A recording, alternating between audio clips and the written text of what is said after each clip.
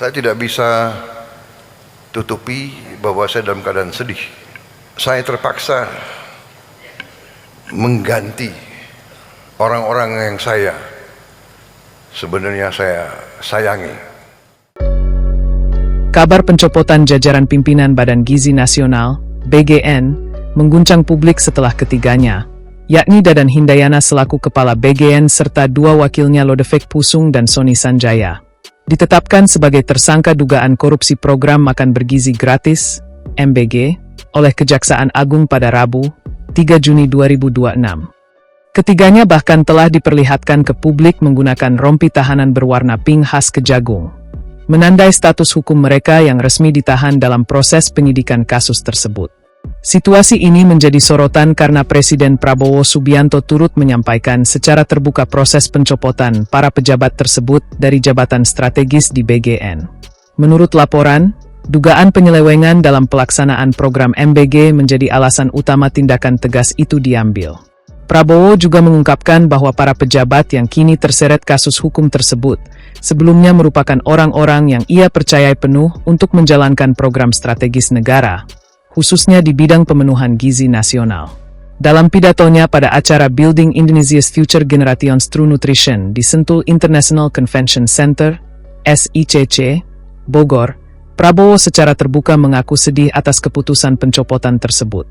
Ia menyebut langkah itu sebagai keputusan berat karena menyangkut orang-orang yang sebelumnya ia anggap dekat dan dapat diandalkan.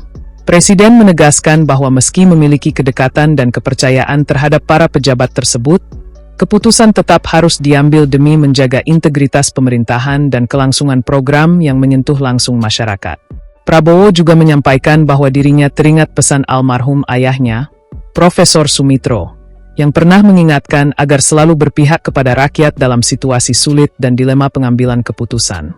Selain itu, Prabowo menjelaskan bahwa proses pengusutan dugaan penyelewengan di BGN bermula dari laporan-laporan yang ia terima, yang kemudian ditindaklanjuti dengan memanggil Kepala BPKP Muhammad Yusuf Ateh serta Kepala PPAT Ivan Yustiavandana. Ia meminta kedua lembaga tersebut melakukan penelusuran mendalam terhadap dugaan penyimpangan dalam program MBG sebelum akhirnya mengambil keputusan pencopotan jajaran BGN. Berdasarkan penelusuran, pertemuan dengan Kepala BPKP dan PPATK sempat dijadwalkan pada 1 Juni 2026 di Istana Jakarta. Namun kemudian diundur ke hari berikutnya dan digelar di rumah dinas Widya Chandra. Pertemuan tersebut berlangsung sebelum Presiden melanjutkan agenda rapat tertutup di Wisma Danantara.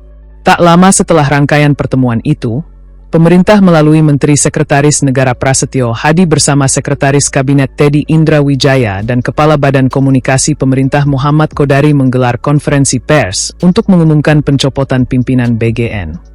Pengumuman itu disampaikan di kantor Presiden dan menjadi penegasan resmi bahwa perubahan besar dalam struktur BGN dilakukan menyusul temuan dan proses pendalaman yang telah dilakukan sebelumnya.